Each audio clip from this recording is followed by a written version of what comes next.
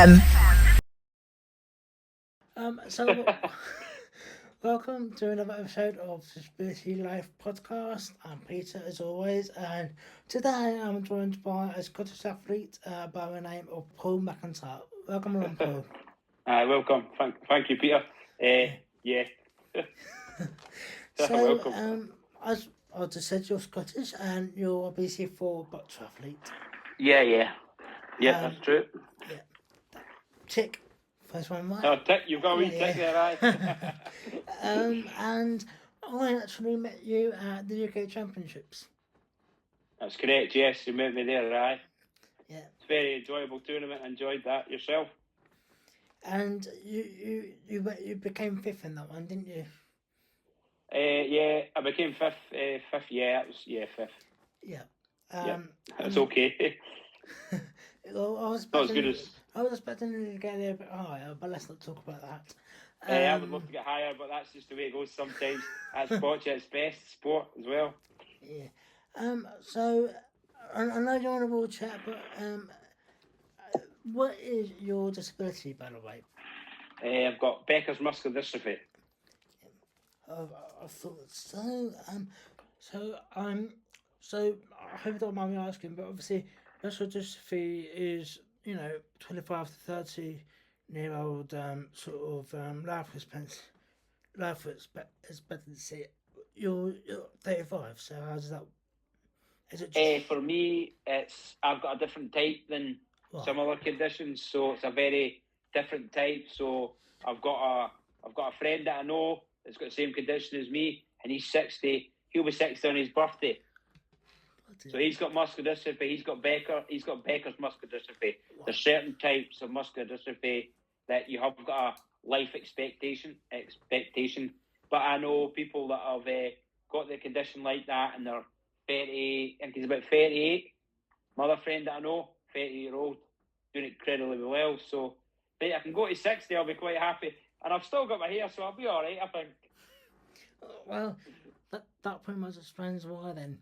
Well, that explains different types of muscular dystrophy. Yes, so it could be Duchenne. Becker's is a mild form, a lot more milder than Duchenne. So it's very different. And there's a lot more muscular dystrophies. Women can get muscular dystrophy. Just depends what it's not the same one, but it's all in the same sort of. It's a muscle wasting disease as such.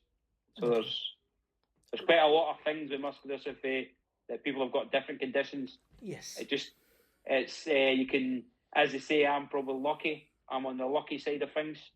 So that's what they say, but I wouldn't brag about that, but they say I think I am very, very lucky, to be honest. Okay. Well, but every day's a school day, so I'm learning something here. That's all right. At least you can learn something. Yeah. So, were you premature? No, I wasn't premature. I was just a normal kid that went to school and done all that, and then I got diagnosed when I was about 9. Me and my brother's got muscular dystrophy. Then we got diagnosed, and from there I had muscular dystrophy. And then life wasn't pretty hard at that point. Yeah, I guess. So going back to you early, so growing up must have been relatively easy. Well, I'd like to think it was, but no, it wasn't. I wasn't pretty good. I wasn't good at school. I was quite bad at school. Didn't finish school. Just rebelled against everything, doing things that I shouldn't have been doing, and it took a while to accept what's wrong with me. But ADHD and things like that as well, so I had to deal with as well. So I had a lot of things to deal with being younger, but it wasn't good. But it was okay as I got older. Life became a lot better. And you went to McLaren High School? McLaren High School, yeah. And how was that? Was it there that you discovered your disability there and then they sort of adapted things? No, I kind of discovered it at primary school, and then it kind of went into high school, and as I got older it kind of become more and more real, if you know what I mean. So then I went to high school and I didn't do, just quite bad at school, just causing trouble and just getting chucked out of class and just making things difficult for myself, and I learned the hard way. pretty bad at school, not very good. A proper Scottish lad then. Yeah. Pretty Scottish, I would say, aye. Absolutely. And then secondary school, did you do sixth form, that kind of stuff? No, I didn't get that far, Peter. Right. Didn't get that far. Maybe first year, and I went to school, got sent to another school, and then after that, it just became, never went to school really after that, and then that was it, really. School wasn't for me, but in the day it happened. Did you do GCSEs? No, I never went. No, I never got to do any of that. I wasn't very academical because I was told I was dyslexic, and I'm not dyslexic, so it's kind of. And now it's probably because I didn't do well at school, but I met a friend that I went and played golf, and he taught me how to read and all that. So I learned to read through the golf professional Alan Martin at the golf course and calendar. Okay. I learned to read that through him, so he helped me do that. Okay. So I learned. Okay, so college was out of a question then? No, I wasn't. Didn't get that far. Oh, right. No, and obviously not university as well then. No, I wasn't in that one, but no, I learned. I went. What was it? 17, 17, and I went up to just wanted to play golf. Okay. And I just started getting into golf through just like playing with my cousins and things like that. And then I just got right into it, and I couldn't walk around the golf course. I couldn't even walk around the golf course. And then I built it up to walk around the golf course, play 18 holes, and then I built it up to play 36 holes every second day. So there was quite a lot around the golf course, done about 36 holes a day sometimes. And then I used to go in with the pro, and he used to teach me how to read and things. So it was golf was pretty hard. I used to walk around. Used to take me about 3 hours to walk around the golf course. I was on my feet, and then I done that, so it was really enjoyable. Golf was quite good. I found a lot about myself when I played golf. And so, when did you start doing golf then? When was that? Sorry. Yeah. When did you start golf? Getting into golf. Probably about 2008, 2007. So how old were you? I think I was 17. Right, okay. And then when did Boccia come in? Oh well, my brother stayed up in Perth, and he played the Boccia first, and then he came back to stay back at home with us, and he just said Boccia, and I was like, nah, I don't really like Boccia. I was thinking, nah, but I got done a couple of training sessions, got coached, and then got in the Scotland squad after that. So I went from there, and then we trained with the Scotland squad, and it was enjoyable and really good. So ever since then, we've been playing Boccia now 7 years, me and my brother, Scott. So it was really enjoyable. And then Scotland squad came, and then played British Seas and things like that, and played other tournaments, the Scottish as well. So.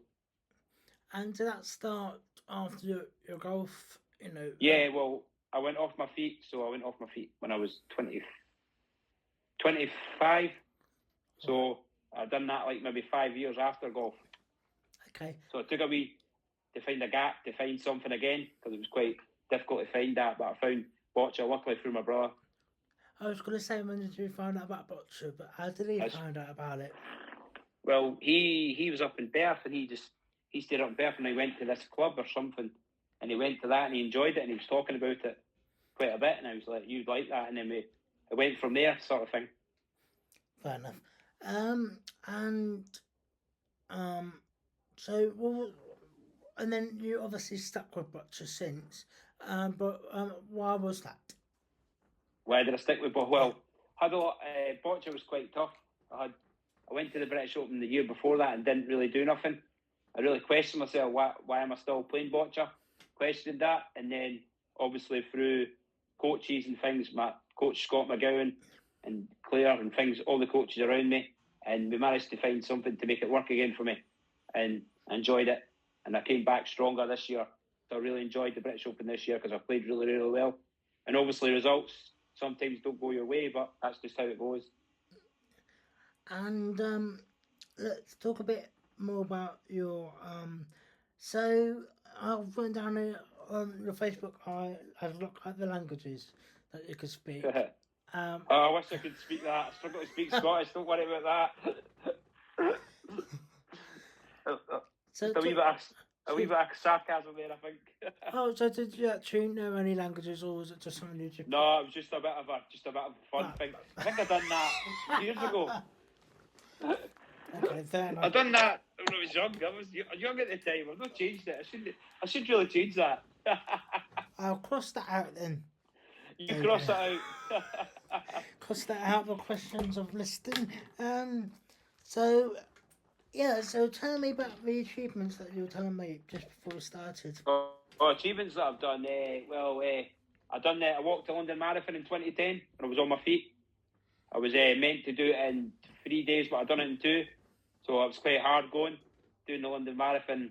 And when I was walking, I used to fall, and I only fell once.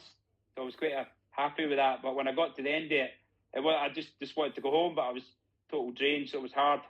The first day wasn't as hard because everybody's shouting you and everything like that. But when you're out there, nobody's shouting you, it's quite tough. And my sister done that with me as well, so it's quite tough when you're out there on your own. But the second day was really, really tough, but we got through it and we achieved it. So that was in 2010. That was through the Golf Pro saying, "Why don't you do the London Marathon?" And then we went and done it, and we achieved it. And it was quite tough to do, but I'm glad it's over. And with the wheelchair aspect, when you got into a wheelchair, when your walking wasn't really sustainable anymore, was it always electric, or was it manual chairs involved? No, it was always electric, because for my condition, if I was wearing a wheelchair, I'd be tired. I wouldn't be able to do nothing really physically. So electric's the way to go, I think. Makes me happy. Yeah. Less movement needed as well. It's easier. And with the boccia, I mean, have you finished on a podium finish before in boccia? In Scotland, I've done okay. I've done okay. I've came first, seconds, and things like that, and I've done okay. I've always been in the podium in Scotland, but it needs to go to the top to see if I'm any good at the top. So I need to just bide my time and get that chance. But I'll just have to wait and see. And have you ever played in a team with Steph Maguire and Lewis Saunders, or was that not? No, we trained with Stephen. We trained with Stephen in the Peak in Stirling. Yeah. Where all the people and the coaches, and we get to see Stephen on the court most of the time. It's quite good to see. But it's also good to get the opportunity to play him and beat him as well if you get the chance. So I like playing Stephen. Very competitive and very well known. In terms, he's good. Sorry. And he's a good person to look up to as well. And there's quite a lot of other people there that are good in the Scotland coaches as well. And we've got our coach Scott McGowan. It's really, really good, and his mum and his dad help out Scott to achieve that. So it's quite good. We've been with Scott now for nearly 2 years with my brother. So I really, really enjoy working with him, and I think it took a long time to really figure out what way it was going to go, but we became mentally stronger as well and more resilient. And did you have Claire Morrison as your coach? Claire's around, yeah. Claire's a very good coach and very, very knowledgeable of the game and knows and she really enjoys the game, and it's good to have someone as positive around us. We're quite lucky in Scotland that we have a person like Claire in amongst helping us out as such, but that's good. And it sounds a bit stupid asking this question, but do you have any aspirations for Paralympics? Paralympics? Well, I don't know. I think we need to get by Stephen before we do anything like that. Nah, I don't. No, I don't. If it comes, it comes. If it doesn't, it doesn't. I don't play boccia to make the podium or feel I do it because I do it because I really enjoy it. And it's not about, you might get that achievement, winning a gold medal or something like that, but boccia's bigger than just a gold medal for me. There's more to it there's more layers to it than people can imagine. I respect the game. Absolutely. And Do you travel around Scotland for the Scottish Open, like the competitions you do? Yeah, we do. We'll maybe go to the Peak. We'll maybe go to Dundee, Perth, Largs, sort of thing like that. There's no many Scotland's no many tournaments in Scotland. It's not really. There's about 5 or 6 tournaments here in Scotland, but that's just how it is, and we just have to do what we've got in front of us. But we train a lot, so that makes a lot up for it. And is that organised by Scottish Disability Sport, Scotland Disability? Yeah, yeah. Aye, that's done by SDS. Yeah, yeah, and it's very good. We've been working with them for a while, so it's okay. We can only do what we can at the end of the day, and we just have to keep working, and that's all we can do. But absolutely, and obviously we're filming this in middle to late January. Let me just see what that is actually. So so it is the 20th of January. Obviously, this is going out until a couple of months later. But obviously, yeah. But what are your plans? Do you have any plans for this year, like Boccia in general? In general, I've got I've just got to do better than what I did last year, and try and become more tougher, and not really worry about what's going on around me. Just try and be single-minded as such. But yeah, I want to achieve. I don't want to put too much on it. I just want to try and play boccia and enjoy it for what it's worth. And if I win, I win. But I've worked hard enough to win, so we'll see how it goes. Aspirations, we'll just go with it, I think. We'll just say we'll go with it, I think. I mean, in general, anything? And if I win, hopefully I'll be happy. Sorry? I mean, in general, any, general aspiration that you want to do yourself? This year, just any aspiration. Just keep training and just keep working. I couldn't ask for any more because I can train, so I'm quite happy with that. So that's a bigger achievement for me, but I'm just going to stick to being modest and just try and stick to what I know. And I've just got to try and, I think the only person that's left on the court is you, and you've got to manage yourself. And if I can manage myself and win a big tournament, I'll be happy. Good. And do you still do golf now? Like, is that some sort of disabled golf thing? Nah, not really. I tried that, and it wasn't very disabled golf. Wasn't disabled golf for people like myself. It was very people a lot stronger than me, and it wasn't really enjoyable for disabled golf. Isn't disabled golf? Obviously, it's disabled, but it's not for our physical disability. Right. So I didn't really enjoy that. Alright, so when did you stop playing golf? Was it when Boccia became more prominent? I'm trying to think. 2012. Oh, right, okay. So the Paralympics in London came around. Yeah. Oh, and I was meant to tell you, I've done the Olympic torch as well. I done it up to the castle in Scotland, so that was a big moment too. So that was the closest I got to a gold medal at that point. But I never ever had aspirations to do the Paralympics or anything like that. I just enjoy sport, and it doesn't matter what I'm doing as long as I'm doing something. Well, that's the main thing, isn't it? Yeah, as long as I'm doing sport, I'm happy. Yeah. And that's a bigger achievement for me. Absolutely. Is there anything else you want? I play wheelchair football as well. Oh, do you? But why has that not been anywhere on your Facebook? Because I'm not really bored about Facebook. I'm not really fussed by that. I just do my own thing. Facebook's not a thing I go on, and I won't really. It's not really a thing I like. I'm quite a private person, but once you get to know me, you'll know everything about me. So when did you get into wheelchair football then? What was the? That was my brother again. Okay. My brother said let's go and play wheelchair football, and I was like, nah, it's no real football. And I was like, nah, Scott, I'm not doing it.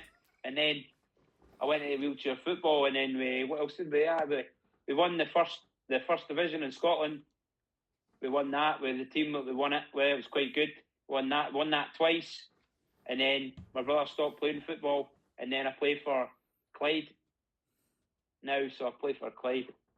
So when did you start? Was that how many years ago? So that was probably about 5 or 6 years ago. We started wheelchair football, and it was and I still go every Thursday, and I still enjoy it. So it's good fun. So we achieve quite a lot there too. It must be quite fun just questions other people's chairs. No, you're not allowed to do that. I don't think it's not like bumper cars as such. But we don't crash into. But you don't do that, or you get a booking. So it's not very good to do that. Well, I remember when I first tried doing it about 10 years ago.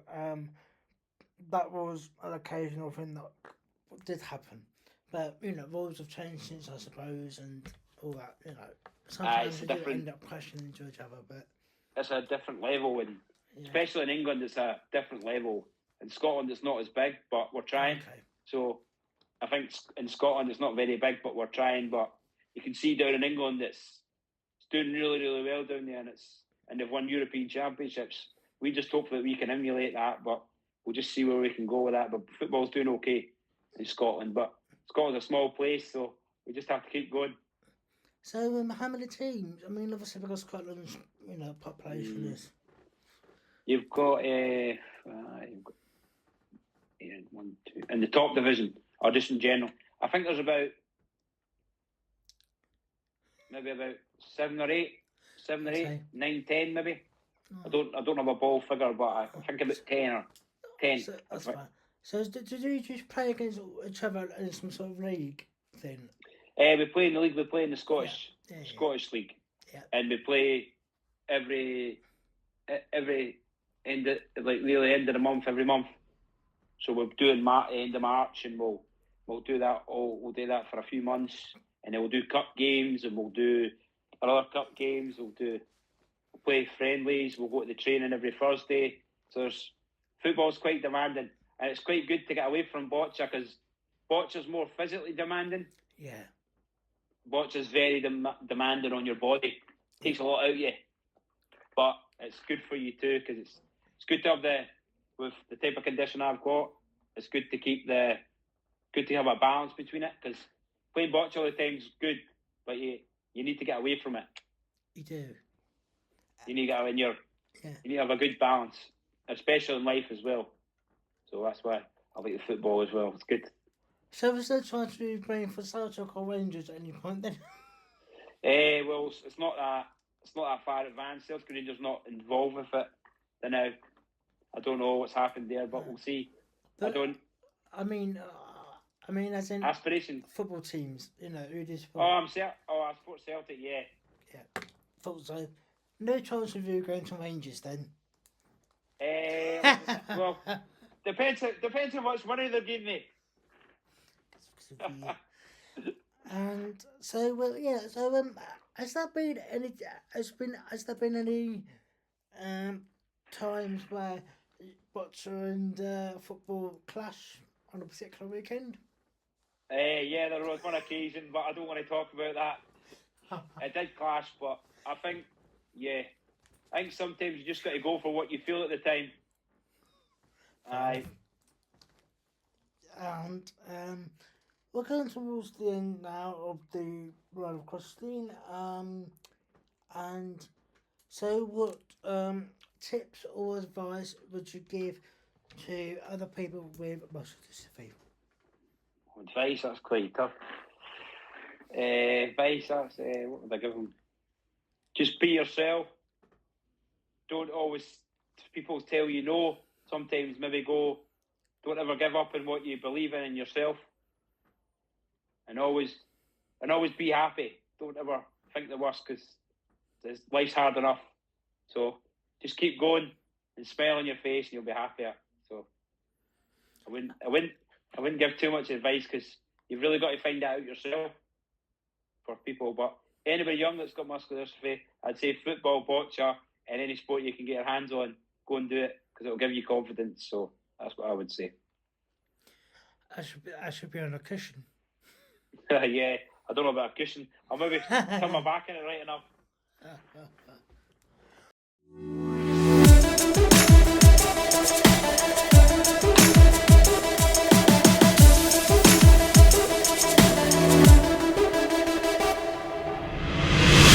Voice. Let's go. Voice FM.